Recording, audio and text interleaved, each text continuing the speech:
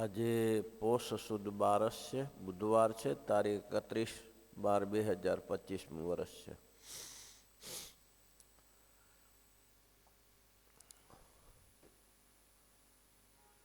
કાલે આપણે મનુસ્મૃતિની વાત કરી હતી.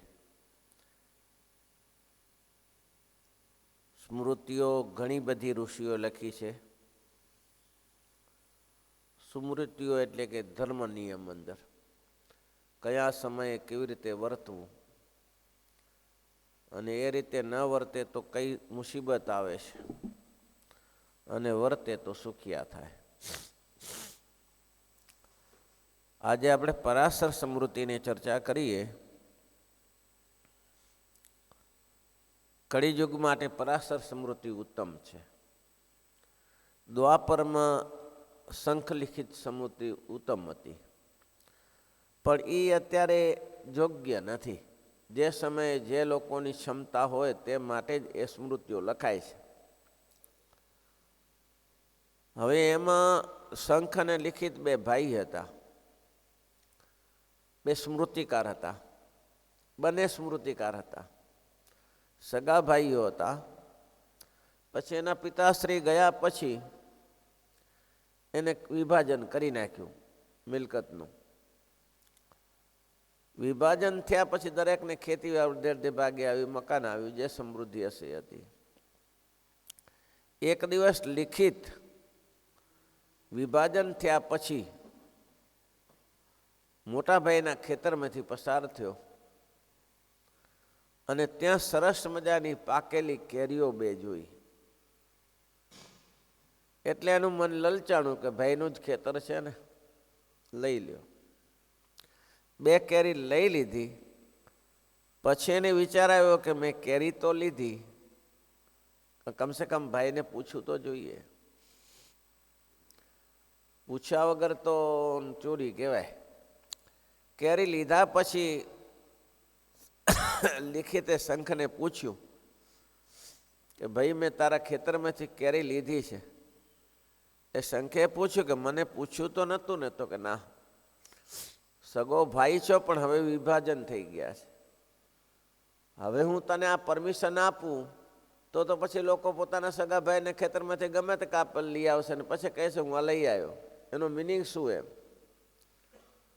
પોતાના ભાઈના ખેતરમાંથી ગમે તે લાકડા ઉઠાવી આવશે, ચીબડા લઈ આવશે, અનાજનો કોથરો ભરી આવશે ને પછી કહેશે મેં તને લીધું. હવે ભાઈ એમ કેમ કે મને પાછું આપી દે? એટલે સ્મૃતિકાર તરીકે આપણા માટે યોગ્ય નથી. તો શું કરવું પડે?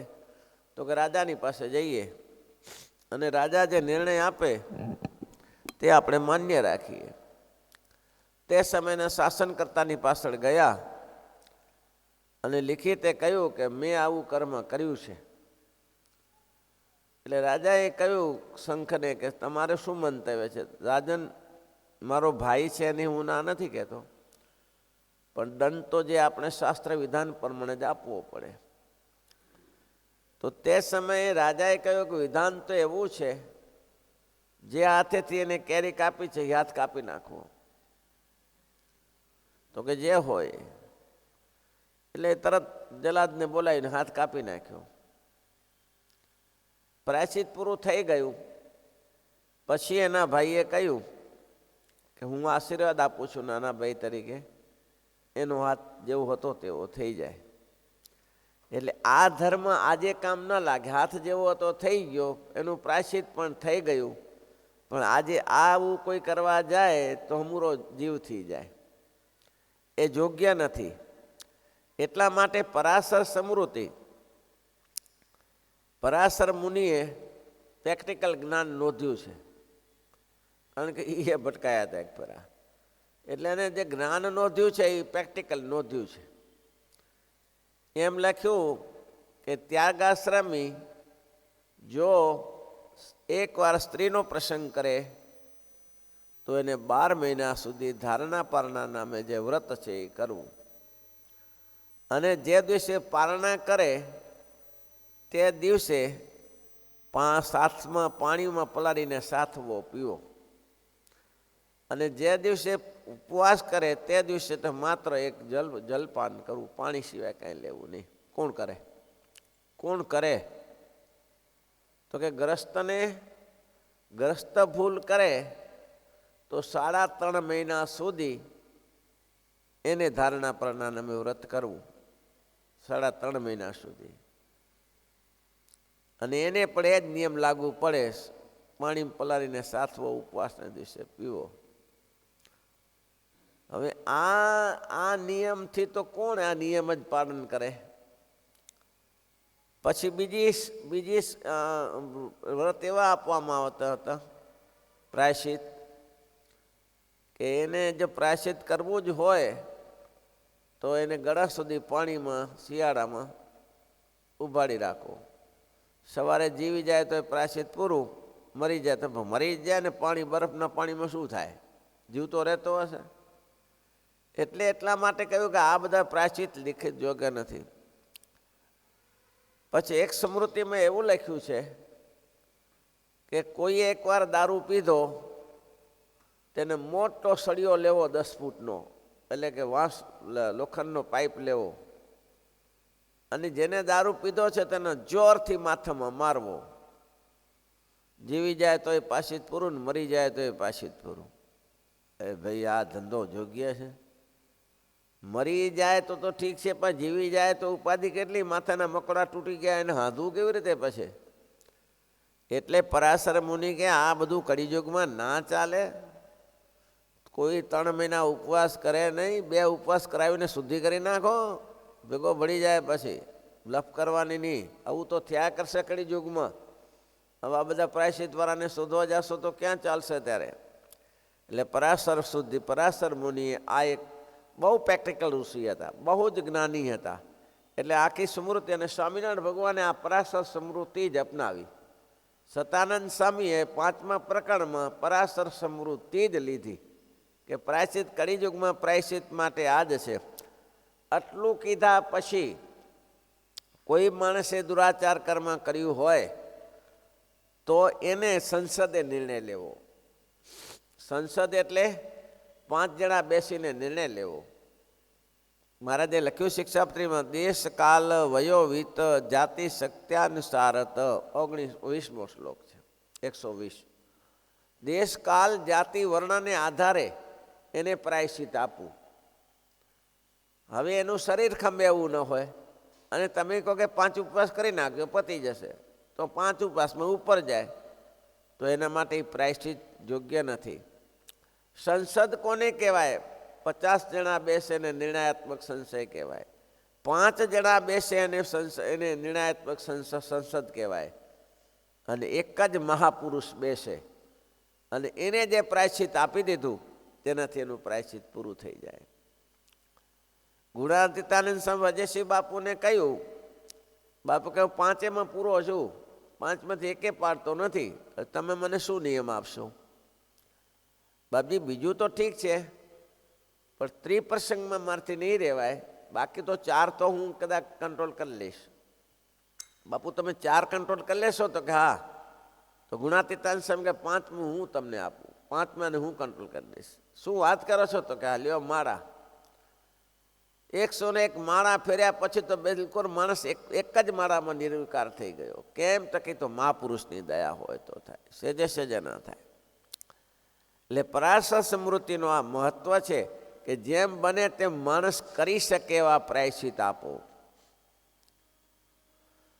પછી બીજી સમયમાં, એ સમયમાં યજ્ઞ યાગ બહુ ચાલતા. અજય ન જજ સેને ન જજ. હવે આ બધું બકરાઓથી યજ્ઞ કરવા, અને સેન એટલે બાજ પક્ષીથી મારીને યજ્ઞ કરવા, આ બધું ચાલતું હતું. તો આ તો કેટલું કઠિન છે યજ્ઞ કરવાને, લાખો રૂપિયાના ખર્ચ કરવાના ને. આ સરળ નથી.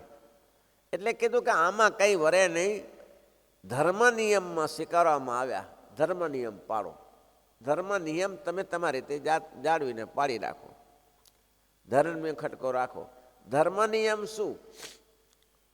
મહારાજે શિક્ષાપત્રી લખી છે, એની આજ્ઞામાં રહીએ, એ ધર્મમાં રહ્યા. અને નિયમ એ જ છે, ધર્મ અને નિયમ. મહારાજે જે 212 શ્લોક આપ્યા છે, એમાં આપણા કેટલા? દરેકના કેટલા આવે? એ ભાઈ દરેકના કેટલા આવે? બધેને. હવે એ તો 120 તો આવી ગયા બધાને માટે છે, પછી હવે આ ઠોકમ ઠોકી કરે એમને એમ ના થાય. જેના બધા અલગ અલગ ધર્મો છે એમ તમે 10 પાડી દો તો પછી બીજા લોકો કહેશે 10 જ પાડવાના છે મારે, બીજા નહીં પાડવાના, એવું જરૂર ચાલે. ગ્રસ્તાશ્રમીના તો 32 શ્લોકો છે, તો એ બધા 10માં જ પતાવી દેવાનું. અને ત્યાગાશ્રમીના લગભગ 12 ને તે 22-23 શ્લોકો છે, એ બધાને બ્રહ્મચારીઓની સાથે. એટલે એમાં એવું કહ્યું કે એમ નહીં, પણ જેટલા પોતાના ગણી લેવાના, જેટલા પોતાનામાં આવતા હોય. વિધવા સ્ત્રીના 4 જ, સધવાના 4 જ શ્લોક છે, તો 4 શ્લોકથી સભરતું કાપી નારી બી સેવ સપતિ ઈશ અંધો રોગી દરિદ્ર સંઢો નવા સંઢો વાંચો ને દુર્વચ રૂપ જવાન યુક્ત છે ગુણીનો નરસ જ પ્રસંગો ન કરતા તાભી સાજુ કોચ.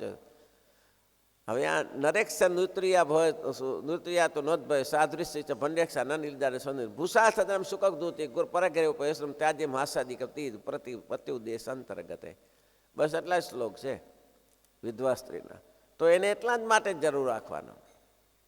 એટલે એમાં શિક્ષાપત્રીમાં જે નિયમ પ્રમાણે શ્લોકો આવતા હોય તે પ્રમાણે નિયમોનું પાલન કરવું. પરાશર મુનિએ જે લખ્યું એના ઉપરથી ત્યાં શિક્ષાપત્રી મહારાજે તૈયાર કરી. મહારાજે તો સ્વતંત્ર હતા, પણ નિયમ કળિયુગમાં લોકો કઈ રીતે પાડી શકશે એનું બહુ અનુસંધાન રાખ્યું છે. અને આચાર અને નૈતિકતા બહુ સરસ રાખો. આચાર એટલે શું? આચારમાં સમજો છો? આચાર એટલે આથણું. આથણું થાય ને આચાર. આચાર એટલે આચારનું બહુ ધ્યાન રાખો. ખાવું આપણે પશુ નથી એટલી આપણે ખબર પડવી જોઈએ કે આપણે પશુ નથી. પશુ ગમે ત્યાં મોઢું નાખે, પશુ ગમે તે મોઢું નાખે ખાઈ શકે છે, એ પશુમાં આવે. એક તમાકુવાળી ચા કપી પડ્યું કોઈ નાખી દીધું તો ગાય ભેંસને વાંધો ના આવે, એ ખાઈ શકે છે. પણ માણસને જ્ઞાન છે, માણસના નિયમ છે, પશુના કોઈ નિયમ નથી. તેમ છતાં અમુક નિયમનું પશુપાલન કરે છે. પશુઓને તમે સવારે 7 વાગે 6:30 થી 7 થાય એટલે પશુઓ ગાયો ભેંસો ઊભા થઈ જશે. જ્યારે રવિવારનો દિવસ હોય તે માણસ ઊભો ના થાય. થાય ઊભો? માણસ પડ્યો રહે ભેંસની જડે. જૂના સમયની એક સ્ટોરી હિતોપનિષદમાં અમને આવતી હતી. એક જગ્યાએ માણસ ભૂલો પડી ગયો ભયંકર જંગલમાં. માણસ જંગલમાં ભૂલો પડ્યો. હવે વિચાર્યું કે રહેવું જ ક્યાં, આ તો હિંસક પ્રાણીઓ ફરે છે અહીંયા આ જંગલમાં. એટલે કોઈ વિચાર કર્યો કે એક વૃક્ષનો આશ્રય લઈને વૃક્ષ ઉપર ચડી જઈએ. આમાં એટલું બધું હિંસક પ્રાણીનો ત્રાસ નહીં થાય. જે વૃક્ષ ઉપર ચડ્યો તે વાંદરો પણ તે વૃક્ષ ઉપર બેઠો હતો.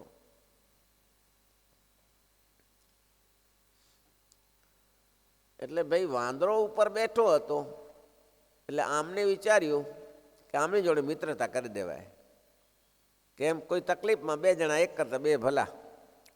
એટલે કહ્યું કે જુઓ તમારે બી ઊંઘ હશે ને મારે બી ઊંઘ હશે. તમે એક કામ કરો, હું અત્યારે ઊંઘી જાઉં છું અને તમે જાગતા રહ્યો.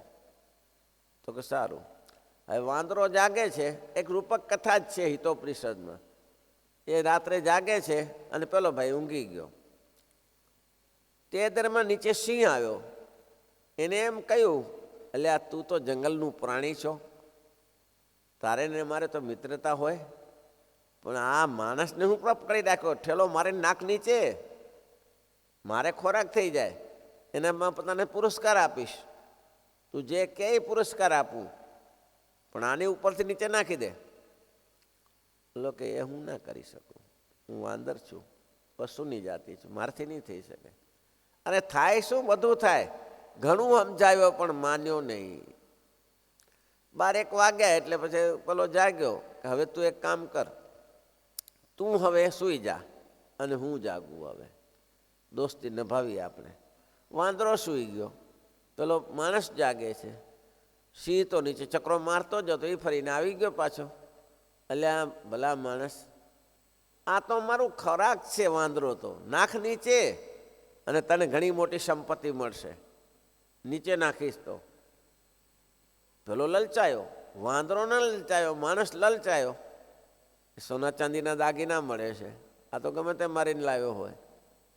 અને આને તો આની સાથે સંબંધ રાખવાથી આપણે શું હવે તો કંઈક વાંદરાઓ હોય છે. એટલે રાત્રે સૂતો હતો અને પગ પકડીને નાખવા ગયો નીચે, પણ હું તો ચાલાક પ્રાણી છે ને વાંદરો ચાલાક છે. વાંદરો કહે છે ભાઈ ભારે કરી, દોસ્તી નભાવી ખરી આને, દોસ્તી નભાવી. પછી વાંદરો તો ચાલાક બીજી ડાળખી ઉપર કૂદી ગયો, પછી કશું બોલ્યો નહીં. હવે સવારે પહેલાં ને રસ્તો ન મળે, મારે જવું કઈ રીતે? હિંસક રહિત રસ્તો જોતો હતો. સવારે પાણીઓ બધા હિંસા માટે દોડતા હોય, એટલે આમને જ પછી કીધું કે ભાઈ મને રસ્તો બતાવ. હું તને રસ્તો બતાવું, પણ એક શરતે રસ્તો બતાવું. શું? કે ગામમાં જઈને કોઈને કહેતો નહીં કે મેં વાંદરાની સાથે મિત્રતા કરી હતી. આ ભારે પડી જશે. તો કે કેમ? ના કહેવાય. માણસ છે ને એ નિયમનું નૈતિકતાનું પાલન નહીં કરતો.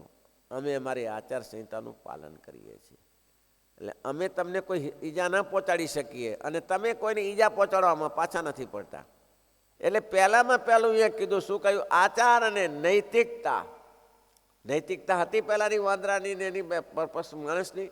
નૈતિકતા હોય તો એ ન વિચારે કે મારું રક્ષણ કર્યું છે તો મારે એનું રક્ષણ કરવાનું છે, પણ ના વિચાર્યું. બસ મને કેવી રીતે લાભ થાય છે, અને આ ભારતમાં આ મોટામાં મોટું છે. મને લાભ થતો હોય તો પેલો મરી જતો હોય તો મરી જાય ભલે, મને લાભ થવો જોઈએ. આ નૈતિકતા નથી. એટલે પરાશર ઋષિ કહે છે પેલો આચાર સારો રાખો અને નૈતિકતા સારી રાખો. બે જ વસ્તુ સમજી રાખજો, આચાર વિચાર. કેટલા ભગવાનના ભક્તોનો આચાર સારો હોય. જાદરૂપાણી જઈને 10 વાર હાથ ધોવે. આ આચાર મહારાજે બતાવ્યો છે. હાથ પગ ધોઈને પવિત્ર થાય, આ આચાર બતાવ્યો છે. કેટલી વાર લિંગને 1 વાર ધુએ, ગુદાને 3 વાર ધુએ, આવું બધું બતાવ્યું છે, આચારમાં બતાવ્યું છે, દરેક શાસ્ત્રમાં છે. તમે પવિત્ર નહીં હો તો લોકોને શું આપશો? તમે તમારો આચાર સુધારો, તમારો વ્યવહાર તો સુધારો. ખાવાનું મળ્યું એટલે પશુને જેમ ખાવાનું ચાલુ કરી દે. એ કંઈ ખોરાક છે આપણું? જે હોટલ એના બાપની, જે હોટલમાં જાય તે બાપની. હોટલમાં તમે જાઓ છો એ કંઈ તમારા બાપા થાય છે? નહીં ખાવાના ઠેકાણા, નહીં પીવાના ઠેકાણા, નહીં ઊંઘવાના ઠેકાણા, નહીં જાગવાના ઠેકાણા. આ આચાર આપણો. સાંજે 10 વાગે ઊંઘી જવું પડે, મોડામાં મોડું મહારાજા કરતા, અને સવારે 4 થી 4:30 થી 5 જાગી જવું પડે. આપણો આચાર સુધારવો તો આ. નૈતિકતા શું આચારમાં આવે? નૈતિકતા શું?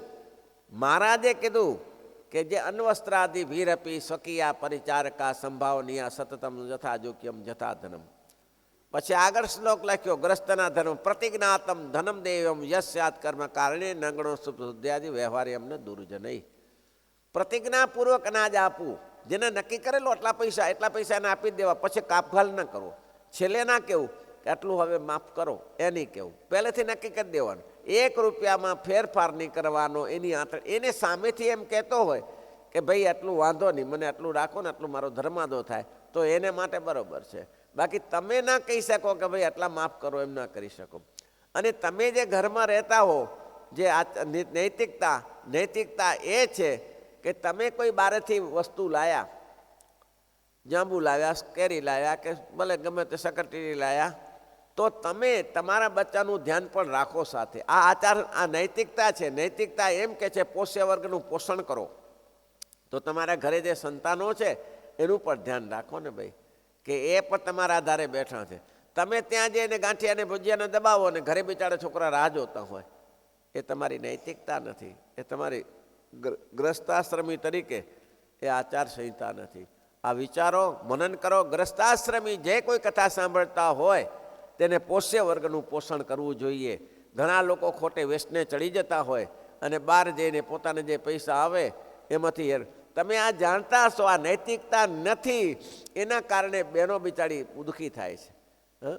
જેતલપુરની લક્ષ્મીબેન પોતે પોતાના શબ્દમાં કહે છે કે હું ખરાબ નથી, હું સજ્જન હતી, પણ પેટને વાસ્તે મેં આ ધંધો કર્યો છે. ઘણી બહેનો પેટને વાસ્તે ખોટા ધંધા કરે છે, શરીર વેચે છે પેટને માટે. કેમ ખોટા ધંધા કરે છે?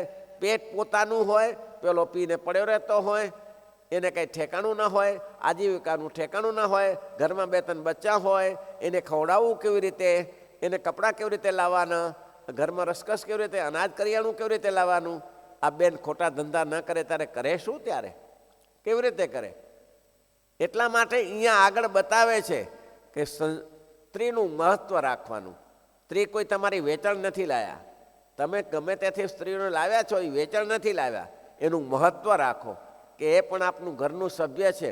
મોટે ભાગે સાસુઓના ઝઘડા, મોટે ભાગે સાસુઓના ઝઘડા. શું બોલે? આ તારા બાપનું છે, પણ હવે અહીંયા આવી છે તો તેના બાપનું જ છે ને કોનું છે? ત્યારે હવે આવી છે તમારા માટે. હવે તમને મમ્મી પપ્પા કરીને તમે એની મમ્મી છો, પપ્પા છો, તમારા બાપનું જ છે, પછી બીજું તમે શું કરશો? ત્યારે આમાં ઘણી ઉપાધિ થાય છે. શ્રીપતિમ શ્રીધરામ સર્વદેવ.